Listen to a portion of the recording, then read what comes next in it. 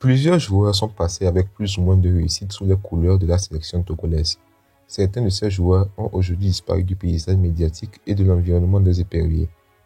Nous allons revenir au cours de cette nouvelle série de vidéos sur le parcours et l'actualité d'anciens joueurs passés par la sélection togolaise. Ceci est la première vidéo de cette série.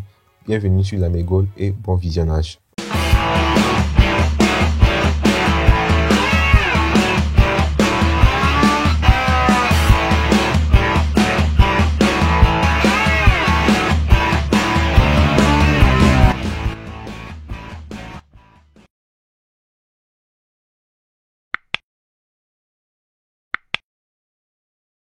On débute avec Farid Zato. Farid Zato est un international togolais né le 23 avril 1992. Formé au Liberty Sport d'Abodrafort, il part poursuivre sa carrière en Islande où il fera la très grande partie de sa carrière. Milieu défensif de formation, après plusieurs bonnes prestations en Islande, il tape dans l'heure du sélectionneur de l'époque Didier Six qui lui accorde sa première sélection à l'occasion de la 6e journée des éliminatoires de la Coupe du Monde Brésil 2014. Il aura par la suite d'autres convocations sous Tchalné Tchakala et Tom Saintfiet. Il va peiner à s'imposer en sélection togolaise et va arrêter de progresser en club. Ces deux éléments vont l'éloigner de la sélection. Il continue de jouer au football aujourd'hui. Il évolue actuellement au AFK Kopavogur en 4e division islandaise. Le second joueur de cette liste est Mango Sena. Considéré comme l'un des espoirs du football togolais à ses débuts, le défenseur togolais n'a pas su combler les attentes placées en lui. Né à Lomé au Togo, il se fait repérer jeune par les recruteurs de l'Olympique de Marseille. Il intègre en 2007 le centre de formation de l'OM où il fait ses classes U16 jusqu'à intégrer le groupe en 2009 malgré un conflit administratif qui l'empêche de jouer pendant plusieurs mois en France. Il obtient sa première sélection le 20 août 2008 à 17 ans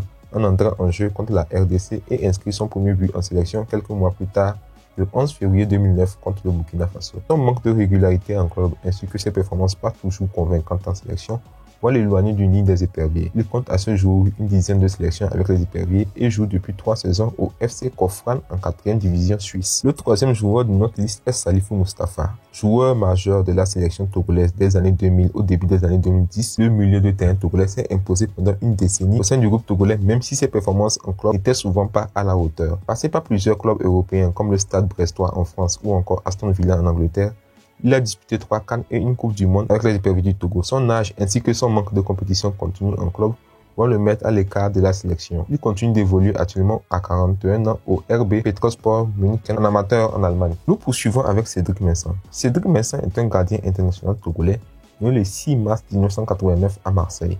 Il est passé par le centre de formation des Girondins de Bordeaux puis celui de Lille.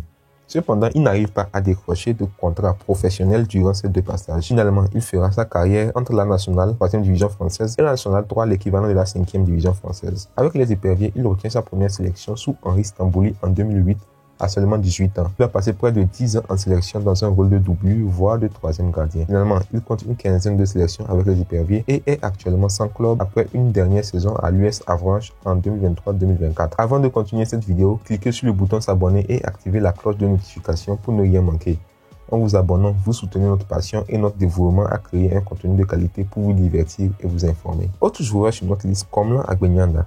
Komlan Agbenyanda est un attaquant international togolais né le 26 mars 1994 au Togo. Après avoir évolué dans plusieurs clubs togolais, il s'engage avec Wafa au Ghana. Ses performances au Ghana vont lui permettre d'être régulier en sélection nationale, notamment au début de l'ère Claude Leroy.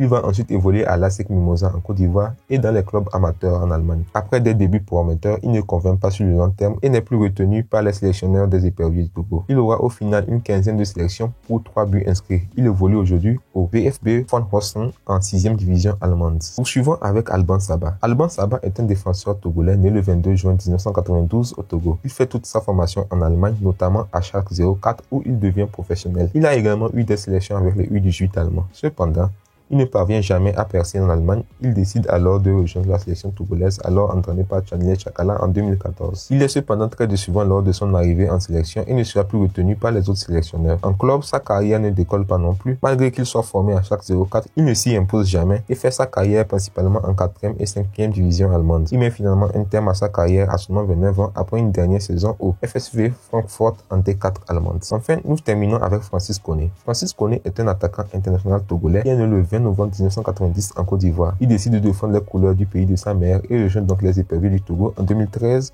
Sous le mandat de Didier Sissi, il aura un passage très bref en sélection avec à peine 2 sélections. Il n'arrive pas à convaincre les différents staffs des éperviers. En club, sa carrière est un véritable tour du monde puisqu'il a joué en Côte d'Ivoire, en Thaïlande, à Oman, au Portugal, en Hongrie, en République tchèque ou encore en Malaisie. Il est actuellement sans club depuis la fin de son contrat avec le Sarawak United en Malaisie. A noter qu'en 2017, il sauve la vie d'un gardien de but adverse en plein match, l'empêchant d'avaler sa langue après avoir été assommé. Grâce à cet acte héroïque, il a été lauréat du prix FIFA Fair Play en 2017. Voilà, nous sommes arrivés à la fin de cette vidéo.